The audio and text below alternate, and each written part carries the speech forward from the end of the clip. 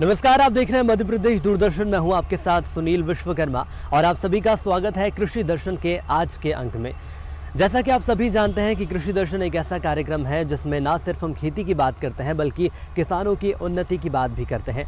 और हमेशा की तरह हमारी कोशिश रहती है खास एक विशेषज्ञ से आपको मिलवाने की, जिसके ज़रिए वो तमाम सवालों के जवाब दें और ऐसी जानकारी दें जिसके ज़रिए आप खेती किसानी के व्यवसाय को लाभ के व्यवसाय में तब्दील कर सकते हैं। तो चलिए इसी कारवां को हम आगे बढ़ाते हैं और आज हम राजधानी भोपाल के बैरसिया रोड स्थित नवीबाग में केंद्रीय कृषि अभियांत्रिकी संस्थान में मौजूद हैं। केवीके का एक कैंपस है और हमारे साथ विशेषज्ञ जुड़े हैं। मैं आपका परिचय करा देता हूं। हमारे साथ आर.के. सिंह साहब जुड़े हुए हैं, प्रभारी हैं केवीके के। सर, आपका बहुत स्वागत है कृषि दर्शन के आज। धन्यवाद। तो आपको बता दें कि दर्शकों, आज हम प्राकृतिक खेती को लेकर बातचीत करने वाले हैं। प्राकृतिक खेती को लेकर ये कहा जाता है कि यदि आप सही तरह से प्राकृतिक खेती करेंगे तो अपने व्यवसाय को आप लाभ के व्यवसाय में हमारे किसान भाई तब्दील कर सकते हैं। तो डॉक्टर साहब, सबसे पहले मैं आपसे यही समझना चाहूँगा, यदि हम सरल शब्दों में या ये जान लें कि प्राकृतिक खेती की परिभाषा क्या होती है, तो कैसे बताएंगे सर आप? देखिए, प्राकृतिक खेती की एक ऐसी पद्धति है जिसमें हम किसी भी कीटनाशक या रासायनिक चीज़ों का समावेश नहीं करते हैं और जो प्रकृति ने हमें स्वतः दिया हुआ है उसका हम उपयोग उस खेती के लिए करते हैं। इसमें हम किसी भी बाहरी इनपुट का भी इस्तेमाल नहीं करते हैं सिवाय गोबर, गौमूत्र, जीवामृत, घन जीवामृत और बीजामृत इत्यादि चीज़ों का उपयोग करते हैं। और अगर इससे भी सरल शब्दों में कहा जाए तो आप ये जान लें कि प्राकृतिक खेती वैसी खेती है जो बिना बाहरी किसी भी सहारे की ज़रूरत के हम कर सकते हैं। जी, बहुत ही सरल शब्दों में सर आपने समझाया कि आखिर प्राकृतिक खेती क्या होती है। लेकिन अगर हम बात करें इसके आयामों की, तो प्राकृतिक खेती जैविक खेती से कितनी अलग होती है? बहुत सही सवाल आपने किया है। प्राकृतिक खेती और जैविक खेती में ये अंतर है, दोनों ही में हम रसायन का प्रयोग नहीं करते हैं जी। लेकिन जब जैविक खेती की बात करते हैं तो जैविक खेती में हम बाहर से जैविक पदार्थों का समावेश कर सकते हैं। जैसे मैं एक एग्जाम्पल दूं कि हम वर्मी कंपोस्ट की बात करते हैं तो वर्मी कंपोस्ट को हम प्राकृतिक खेती में उपयोग नहीं कर सकते, लेकिन जब जैविक खेती की बात करेंगे तो जैविक खेती में उसका उपयोग कर सकते हैं। और उसी तरह से जो भी जैविक पदार्थ हैं उसको हम जैविक खेती में अच्छे ढंग से इस्तेमाल कर सकते हैं।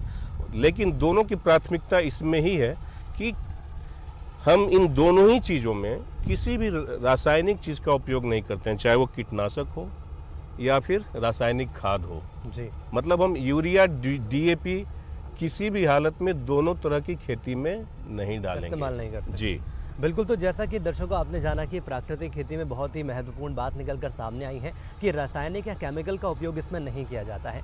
लेकिन सर, इसके साथ ही साथ मैं आपसे ये जानना चाहूँगा, यदि हम किसान भाइयों की बात कर लें जो कि प्राकृतिक खेती की ओर बढ़ना चाहते हैं, तो मुख्य सिद्धांत इसका क्या है कि आखिर प्राकृतिक खेती की शुरुआत में क्या प्रयास किए जाए? जी, प्राकृतिक खेती की शुरुआत, देखिए, हमारे लिए ये बहुत नई चीज़ नहीं है। आज से जब आप 50 साल पहले जाएं या जब हम आज़ादी के समय के पूर्व की बात करें तो जो हमारे पूर्वज थे वो परंपरागत खेती करते थे। जी।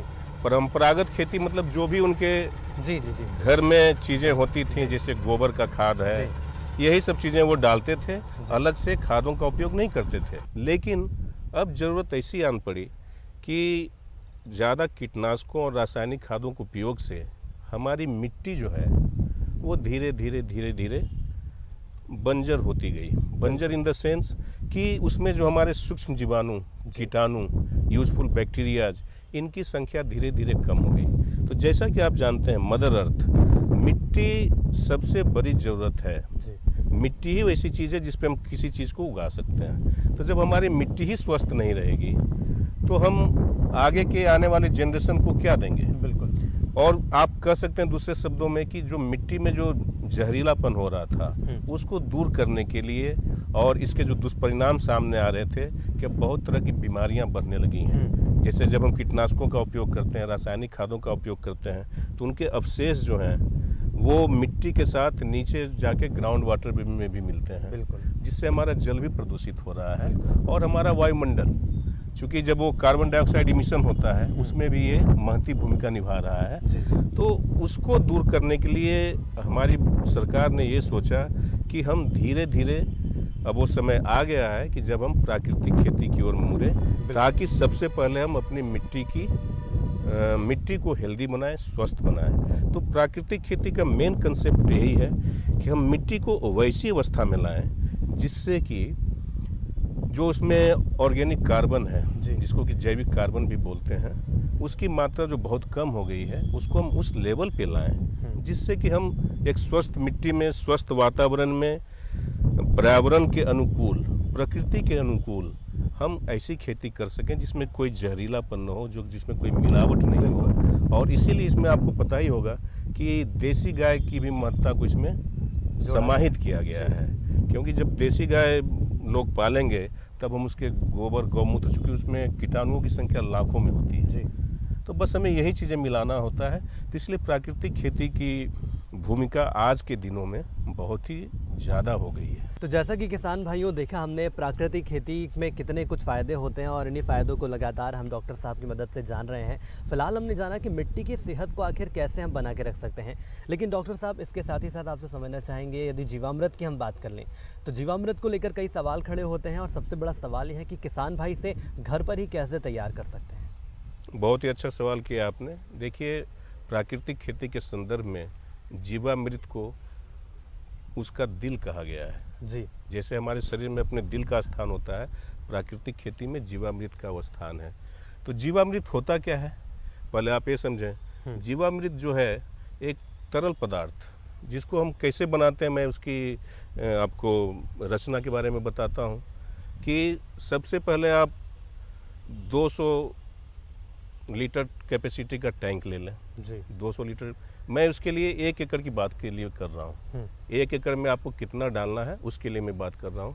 200 लीटर कैपेसिटी का एक टैंक ले लें, उसमें 10 से 15 किलोग्राम गाय का गोबर, 10 से 15 लीटर गौमूत्र, 2 किलो बेसन, 1 से 2 किलो गुड़ मतलब जैगरी जी, उसका आप समावेश करें और उसको धीरे धीरे उस टैंक में पूरा डाल दें। उसके बाद धीरे धीरे एक छड़ी से क्लॉकवाइज डायरेक्शन में उसको घुमाते हैं ताकि वो सेटल्ड हो जाए और सारे मिक्स हो जाएं। उसके बाद हम लोग उसको 24 से 48 घंटे के लिए उसको छोड़ देते हैं और उसके बाद हम उसका छिड़काव करते हैं। आप चाहें तो उसको आप इरिगेशन के पानी के साथ भी उसको दे सकते हैं या फिर 15-15 दिन के अंतराल पे भी उसको आप ऐसे उसको दे सकते हैं। लेकिन इरिगेशन के पानी के साथ देने से क्या होता है कि पौधों को समुचित मात्रा में वो सब जगह पहुंचता है। तो इस मामले में जीवामृत का बहुत बड़ा रोल है। तो बिल्कुल किसान भाइयों कह सकते हैं कि जीवामृत को लेकर तमाम जानकारियां बहुत सही और बहुत ही सरल शब्दों में डॉक्टर साहब ने हमें बताई है। उम्मीद करते हैं किसान भाइयों आपको कृषि दर्शन का आज का अंक पसंद आया होगा। हमारे साथ डॉक्टर साहब जुड़े रहे आर के सिंह साहब। सर, आपने तमाम जानकारी साझा करी और अपना कीमती वक्त हमारे साथ साझा किया, इसके लिए आपका बहुत बहुत धन्यवाद। बहुत बहुत धन्यवाद। अरे सुन तो। मुझे क्या सुनाना चाहते हो? जो सुनाओ मेरी सौतन को। किसको? अरे वही तुम्हारा मोबाइल फोन जिससे सुबह शाम दिन रात चिपके रहते थे और कहते थे किसान कॉल सेंटर से बातें हो रही हैं। अच्छा, ये बात है। हाँ, क्यों, क्या हुआ? अब बात नहीं होती क्या? अब तो झट से बात हो जाती है। संबंधी समस्याओं का अपनी भाषा में तुरंत हल पाने के लिए पूरे भारत में किसी भी फोन से हेल्पलाइन नंबर पर संपर्क करें। किसानों का दोस्त किसान कॉल सेंटर।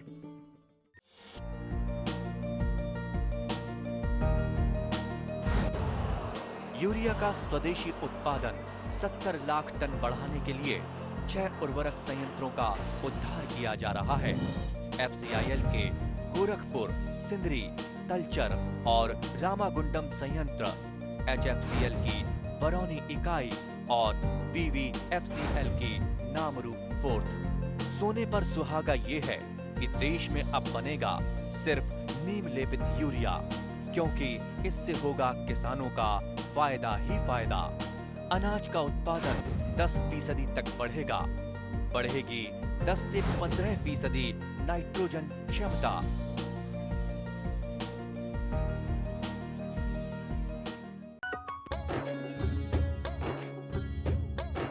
भारत की कृषि, जिसकी पहचान सदियों से उसकी मिट्टी रही है, लेकिन क्या हो जब खेती को मिट्टी की जरूरत ही ना पड़े।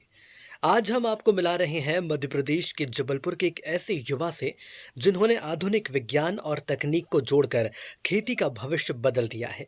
मिलिए वासु शुक्ला जी से, जो माटी के पारंपरिक विचार को तकनीक के नए आयाम दे रहे हैं। वासु शुक्ला आज भले ही एक सफल कृषि उद्यमी हैं, लेकिन उनकी यात्रा आईटी पेशेवर के रूप में बेंगलुरु से शुरू हुई थी। बीटेक की डिग्री, बड़ी कंपनी की नौकरी, एक ऐसा करियर जिसकी चाहत हर युवा रखता है। पर वासु जी के दिल में कुछ और था। साल 2019 में अपने शिक्षाविद पिता से प्रेरित होकर उन्होंने कॉरपोरेट जगत को छोड़कर गांव की राह पकड़ी। उनका लक्ष्य साफ था, अपने विज्ञान के ज्ञान को अपनी जमीन से जोड़ना। जब मैंने अपनी पढ़ाई शुरू की बायोटेक्नोलॉजी में, क्योंकि मेरा +2 भी बायोलॉजी से था, सो मुझे बड़ा इंटरेस्ट आता था प्लांट्स के बारे में जानना, उनके ग्रोथ के बारे में जानना और उनके बारे में समझना। ये मेरे लाइफ का बहुत बड़ा एक गोल था कि इसमें मैं कुछ करना चाहता हूँ। उसके बाद जब मैं कॉलेज ख़त्म किया तो एक सवाल आया कि कुछ एक्सपीरियंस लेना है, तो वो एक्सपीरियंस कहाँ से लें। सो फिर मैंने एक MNC ज्वाइन की IT फील्ड में, जिससे मुझे एक काम करने के तरीके के बारे में समझ में आए। तो मैंने फिर उसको आगे बढ़ाने की बल दिया। फिर मैंने 1.5 साल 2017-18 MNC में जॉब किया। उसके बाद मेरे पिताजी का शिक्षा में भी काम करते हैं, तो फिर मैं उनके साथ उनका मदद करने कोविड के जस्ट थोड़े पहले आया। फिर कोविड लग गया तो सारी चीज़ें बंद हो गई। तब एक बात ध्यान में आई कि इस दुनिया में सब रुकेगा, भोजन नहीं रुकेगा। तो ये बात तब से थी और इसकी नींव तो ऑलरेडी मेरे शिक्षा में, जब मैंने बीटेक बायोटेक्नोलॉजी करा था तब भी ये बात थी। फिर मैं अध्ययन करना शुरू किया, अलग अलग थ्योरीज पढ़ा, अलग अलग कॉन्सेप्ट्स पढ़े, फिर अलग अलग टेक्नोलॉजी देखी जो एग्रीकल्चर में आने वाले समय में जिसकी सबसे ज़्यादा ज़रूरत होगी। तो फिर मैं एक आर्टिकल पढ़ रहा था जिसमें लिखा गया है कि इंडिया के पास अभी भी हाई क्वालिटी सीड्स की एक शॉर्टेज है। तो उस आर्टिकल को जब मैंने पढ़ा तो फिर मुझे ध्यान में आया कि हमें हाई क्वालिटी सीड्स के लिए हमें इंडिया को इंटरनेशनल डिपेंडेंसी नहीं, हमें इंडिया को आत्मनिर्भर बनाना है। तो ये बात तब से ध्यान में थी। और माननीय प्रधानमंत्री जी का जब हम विजन सुनते हैं, देखते हैं, तो ये बात ध्यान में आई कि ऐसा करना चाहिए। ICR के वर्कशॉप में हमें इस टेक्नोलॉजी के बारे में पता चला कि एक ऐसी टेक्नोलॉजी है जिसमें सॉइल की ज़रूरत नहीं होती, ये सॉइललेस कल्टीवेशन को बल देती है। फिर हमने उस पर स्टडी किया, फिर ICR के अलग अलग सेंटर्स पे गए जहाँ पे पोटैटो रिसर्च का काम चलता है। फिर जाके हमने सरकार के साथ मिलके, गवर्नमेंट ऑफ इंडिया के साथ एक MOU किया और ये टेक्नोलॉजी हमने सरकार से ली। फिर सरकार के अलग अलग प्रशिक्षण हुए जिसमें हमको सिखाया गया ये कैसे काम करता है, आपको कैसे इसकी बारीकियों पे काम करना है। और ये पूरी यात्रा में हमने फिर इन पौधों को अपने बच्चे की तरह पालते हुए आगे बढ़ाया। और एक ख़ास बात है, हम लोग IT से आ रहे हैं, मैं मतलब हमारे जो युवा लोग हैं मैं उनसे कहना चाहता हूँ, हम जब IT से आते हैं तो हमको क्या लगता है कि 1 तारीख को सैलरी आई, जितनी बताई उतनी आई और उसमें हमारा एक रोटेशनल काम है, एक लेगेसी जनरेट नहीं होती। पर जब मैंने इस काम को शुरू किया तो मुझे एक बात समझ में आई कि कृषि जो है वो 1+1 के कॉन्सेप्ट पे काम नहीं करता, वो मैथमेटिकल नहीं है कि आपने 1 और 1 जोड़ा 2 कर दिया। कृषि जो है वो 1 और 1 11 भी हो सकता है और 1 और 1 0 भी हो सकता है। उसमें आप कितनी ईमानदारी से उसको कर रहे हैं, यही इस कृषि का है। और कृषि इनोवेशन का खेल है। बड़े आश्चर्य होता है कि दुनिया का सबसे बड़ा व्यापार कृषि है। दुनिया में 700 करोड़ लोग बिना कृषि के जी नहीं सकते और आज भी हमारे यहाँ कृषि को युवाएं उससे भागते हैं। पर हमें ये विश्वास दिलाना है कि कृषि भी समाज के लिए उतनी ही ज़रूरी है, उससे ज़्यादा ज़रूरी है जितनी IT है। हम AI से खाना नहीं खा सकते, खाना तो हमको कृषि से ही पड़ेगा। AI का उपयोग करके उस लैंडस्केप में क्या ज़रूरी है और क्या उग सकता है, हम उसका उपयोग करते हैं। तो अभी हमने जब स्टडी किया तो हमें पता चला ये लैंडस्केप एक ब्लैक सॉइल लैंड है और जिसमें हम अच्छे आलू और अच्छी वेराइटीज़ जो इंडियन वेराइटीज़ को बल दे सकते हैं और उनको आगे ले जा सकते हैं। पर हमारा लक्ष्य है कि भारत का बीज पूरी दुनिया में डंका बजाए और भारत का बीज पूरी दुनिया में फैले। हम किसी भी टेबल दुनिया में कहीं भी जाएं तो ये पता हो कि ये इंडियन पोटैटो है। ये हमारा लक्ष्य है, क्योंकि इंडियन पोटैटो का टेस्ट बहुत ही अच्छा है। अभी हम लोग फ्राई ओम करते हैं, फिर हम लोग चिप्सोना 1 करते हैं, चिप्सोना 3 करते हैं। इतनी इंडियन वेराइटीज़ हैं जिसमें इतनी अच्छी ग्रोथ है, जितना अच्छा रिज़ल्ट, इतना अच्छा टेस्ट है। तो हमारा कोशिश है कि हम उस आलूओं को बल दें जो भारतीय हो। हमारा पूरा लक्ष्य है कि भारतीय आलू का डंका पूरे विश्व में बजे। वासु शुक्ला ने साल 2023 में एक ऐसी तकनीक को अपनाया जिसे भविष्य की खेती कहा जाता है, यानी एरोपोनिक्स। ये मिट्टी रहित खेती की वह विधि है जहां पौधे की जड़ों को हवा में लटकाया जाता है और पोषक तत्वों से युक्त पानी का बारीक स्प्रे दिया जाता है। एरोपोनिक्स जो है वो सामान्य खेती का हिस्सा है। सामान्य खेती के लिए जो उपजाऊ बीज चाहिए उसकी शुरुआत करने का सबसे बड़ा पहल है एरोपोनिक्स। एरोपोनिक्स एक छोटे एरिया में 9000 स्क्वायर फीट में लगभग 900 स्क्वायर मीटर में किए जाने वाला एक तरीका है जिसमें हम टिश्यू कल्चर प्लांट को न्यूट्रिशन के तहत उनको ग्रो करते हैं और उससे मिनी ट्यूबर्स बनाते हैं। यही मिनी ट्यूबर्स फिर आने वाले समय में खेतों में लगाए जाते हैं जिससे नए आलू की जनरेशन्स तैयार की जाती है। ये सामान्य खेती के बीज का अल्टरनेटिव मॉडल है, क्योंकि अगर हम सामान्यतः अगर पुराने तरीके से आलू के बीज बनाएंगे तो उस प्रोसेस में 7 साल लगता था और अब इस प्रोसेस से 7 महीना लगता है। तो इसलिए ये एरोपोनिक्स जो है वो सामान्य खेती को सशक्त करने का एक जरिया है। वासु ने इस तकनीक का उपयोग उच्च गुणवत्ता वाले आलू बीज के उत्पादन के लिए किया है। ये बीज मिट्टी की बीमारियों से मुक्त होते हैं और सामान्य बीजों की तुलना में कई गुना बेहतर उपज देते हैं। यही है आत्मनिर्भर कृषि की असली शुरुआत। इस नवाचार को राष्ट्रीय स्तर पर पहचान मिली जब वासु शुक्ला को नई दिल्ली में देश के प्रधानमंत्री श्री नरेंद्र मोदी जी से मिलने का अवसर मिला। ये सम्मान न सिर्फ वासु का था बल्कि हर उस युवा किसान का था जो तकनीक के भरोसे खेती को आगे बढ़ाना चाहता है। 11 अक्टूबर को माननीय प्रधानमंत्री जी से मिलने का सौभाग्य मिला और जब हमने अपने पोटैटो सीड्स प्रधानमंत्री जी को दिखाया तो उन्होंने बहुत विटी तरीके से और बहुत ही अद्भुत हम लोगों को एक शब्द की उपाधि दी इस आलू को। उन्होंने कहा ये तो जैन आलू है। और ये जैन आलू उन्होंने इस पर्पज़ से कहा कि जैन जो हैं वो ज़मीन का नहीं खाते और हमारा आलू जो है वो लटकता हुआ आलू है। तो उन्होंने उस समय हमको इस जैन आलू की उपाधि दी है और मैं प्रधानमंत्री जी का बहुत बहुत शुक्रगुजार हूँ कि उन्होंने ऐसी उपाधि दी है जिसको हम आगे विश्व में फैला सकेंगे कि हमारे देश के प्रधानमंत्री ने इस पोटैटो सीड्स को जैन आलू की उपाधि दी। वासु शुक्ला की कहानी हमें सिखाती है कि खेती केवल परंपरा नहीं बल्कि विज्ञान है। प्रधानमंत्री जी से मिलना एक अपने में ही अद्भुत अनुभव है और जब वो आए और हमने उनको एरोपोनिक्स टेक्नोलॉजी के बारे में बताया तो उनको इस पूरी टेक्नोलॉजी की जानकारी थी। और जैसे ही 2024 के बजट में भी क्वालिटी सीड्स पे सरकार ने इसके लिए अलग से बजट भी निकाला है, तो क्वालिटी सीड पे सरकार का भी पूरा बल है। दूसरा, इस पूरी प्रेरणा का विषय ही 2020 में जब मोदी जी ने कोविड के दौरान सभी भारतीयों को कहा था कि आइए इनोवेशन में जुड़िए, हम उस विचार को अपने मन में बसा लिया और उसी से हमने कोशिश की कि हम समाज में ऐसी खेती का काम करें जो समाज को एक दिशा और बदलाव के लिए एक नया रास्ता दे, और यही हमारी सबसे बड़ी प्रेरणा थी। एक आईटी पेशेवर ने अपनी जड़ों से जुड़कर ये साबित कर दिया कि सही तकनीक और इरादा हो तो हवा में भी सोना उगाया जा सकता है। उनका प्रयास मध्य प्रदेश ही नहीं पूरे देश की कृषि के लिए एक नई दिशा है। मैं युवाओं से एक बात और कहना चाहता हूँ, कृषि एक कम्युनिटी कॉन्सेप्ट है। मतलब अगर हम ये सोचे कि हम अकेले राजा बन के एक छोटी सी इकाई में काम करेंगे और हम इसको बहुत मजबूती से आगे ले जाएंगे तो ये आपकी गलतफहमी है, क्योंकि कृषि समाज का ही पदार्थ है और समाज ही उसको कंज्यूम करता है। तो आपको अपने आसपास के जितने भी कृषि किसान हैं उनके साथ संवाद करना है और ऐसे प्रोडक्ट पे काम करना है जो प्रोडक्ट उस लोकेलिटी को अच्छा बूम करे और उसका मार्केट आपका प्री डिफाइन हो। उससे आप कृषि का उद्धार करेंगे और कृषि को आगे ले जाएंगे। और ये पूरी की पूरी यात्रा कम्युनिटी की है, ये किसी एक व्यक्ति की नहीं है। कृषि कोई एक व्यक्ति ना बढ़ा सकता है ना गिरा सकता है।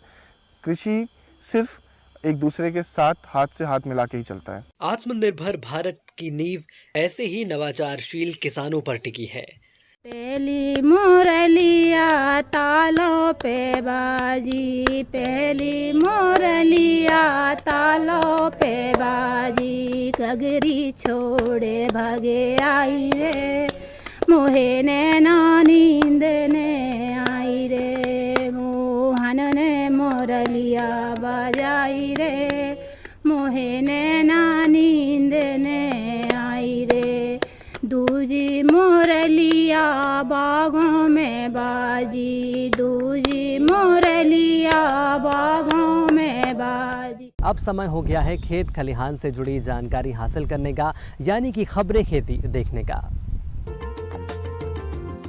नमस्कार किसान भाइयों, खबरें खेती की में आपका स्वागत है। आइए सबसे पहले नजर डालते हैं खास खबरों पर। देश में रबी बुवाई 130 लाख हेक्टेयर पार, मखाना खेती को प्रोत्साहित किया जाएगा, मृदा परीक्षण प्रशिक्षण कार्यक्रम आयोजित, कृषि छात्राओं ने मनाया जनजातीय गौरव दिवस, किसानों के लिए सम्मान का प्रतीक बनी भावांतर योजना। और आइए अब देखते हैं खबरों को विस्तार से। देश में रबी बुवाई 130 लाख हेक्टेयर पार। देश में रबी सीजन की फसलों की बुवाई ने इस बार तेज शुरुआत की है। खरीफ फसलों की समय पर और सामान्य कटाई के चलते खेत जल्दी खाली हो गए हैं, जिससे किसानों को रबी की बुवाई के लिए पर्याप्त समय मिल गया। कृषि मंत्रालय के ताज़ा आंकड़ों के मुताबिक इस वर्ष अब तक रबी फसलों का कुल रकबा 27% बढ़कर 130 लाख हेक्टेयर से अधिक हो गया है, जबकि पिछले वर्ष यह 102 लाख हेक्टेयर था। सबसे बड़ी बढ़त गेहूं की बुवाई में दर्ज की गई है, जो पिछले साल के मुकाबले दोगुनी से भी अधिक हुई है। देश में दलहनी फसलों की बोनी अब तक 36.83 लाख हेक्टेयर में हुई है, जो गत वर्ष सामान्य अवधि में 30.43 लाख हेक्टेयर में बोई गई थी। दलहनी फसलों का सामान्य क्षेत्र 140.42 लाख हेक्टेयर है। इसमें चने की बुवाई 26.81 लाख हेक्टेयर में हुई है, जबकि गत वर्ष अब तक 20.51 लाख हेक्टेयर में चना बोया गया था। उद्यानिकी एवं खाद्य प्रसंस्करण मंत्री नारायण सिंह कुशवाहा ने कहा है कि मध्य प्रदेश में भी बिहार की तर्ज पर मखाना की खेती को प्रोत्साहित किया जाएगा। प्रदेश के 4 जिलों नर्मदापुरम, बालाघाट, छिंदवाड़ा और सिवनी में मखाना खेती क्षेत्र में विस्तार को पायलट प्रोजेक्ट के रूप में प्रारंभ किया जा रहा है। श्री कुशवाहा ने इन जिलों के किसानों की योजनाओं से जुड़ने की अपील भी की है। श्री कुशवाहा ने कहा कि मखाने का उत्पादन भी सिंघाड़ा की तरह छोटे छोटे तालाबों में किया जाता है। बिहार में मखाना उत्पादन बड़े पैमाने पर होता है। मखाने के बीज को फल का स्वरूप प्रदान करने के लिए छोटी छोटी उत्पादन इकाइयां भी लगाई जाती हैं। मखाने की भारत सहित अरब और यूरोप के देशों में काफी मांग रहती है। कृषि विज्ञान केंद्र एवं किसान कल्याण तथा कृषि विकास विभाग शहडोल के संयुक्त तत्वाधान में भारत सरकार द्वारा सॉइल हेल्थ एंड फर्टिलिटी योजना के अंतर्गत school soil health programme Eklavya Adarsh Awasiya Vidyalaya बिरौड़ी Jaitpur में मृदा प्रशिक्षण विषय पर तकनीकी प्रशिक्षण एवं जागरूकता कार्यक्रम आयोजित किया गया। केंद्र के वैज्ञानिक डॉक्टर ब्रिज किशोर प्रजापति ने विद्यार्थियों को बताया कि भूमि की जांच मिट्टी की रासायनिक, भौतिक और जैविक विशेषताओं का विश्लेषण करने की एक प्रक्रिया है, ताकि उसकी उर्वरकता का पता लगाया जा सके और यह निर्धारित किया जा सके कि उसमें कौन से पोषक तत्वों की कमी है। मृदा परीक्षण के लिए सबसे पहले मृदा का नमूना लिया जाता है। इसके लिए जरूरी है कि मृदा का नमूना पूरे क्षेत्र का प्रतिनिधित्व करे। यदि मृदा का नमूना ठीक ढंग से नहीं लिया गया हो और वो मृदा का सही प्रतिनिधित्व ना कर रहा हो, तो भले ही मृदा परीक्षण में कितनी ही सावधानियां क्यों ना बरती जाएं, उसकी सिफारिश सही नहीं हो सकती। कृषि विज्ञान केंद्र दतिया द्वारा जननायक बिरसा मुंडा की 150वीं जयंती के उपलक्ष्य पर ग्राम बड़ेरा, सोपान, भंडेर में जनजातीय गौरव दिवस पखवाड़ा। इसमें छात्राओं ने ग्राम बड़ेरा, सोपान के पंचमुखी हनुमान जी के मंदिर पर नुक्कड़ नाटक कर महिलाओं को शिक्षा, स्वास्थ्य, संवैधानिक अधिकार के बारे में वहां पर उपस्थित कृषक महिलाओं, कृषक पुरुषों, बच्चों एवं अन्य को जागरूक किया। छात्राओं द्वारा बिरसा मुंडा के जीवन की प्रेरणा के बारे में विस्तार से समझाया गया। मुख्यमंत्री डॉक्टर मोहन यादव ने कहा है कि भावांतर भुगतान अन्नदाता के उत्थान का पर्याय है।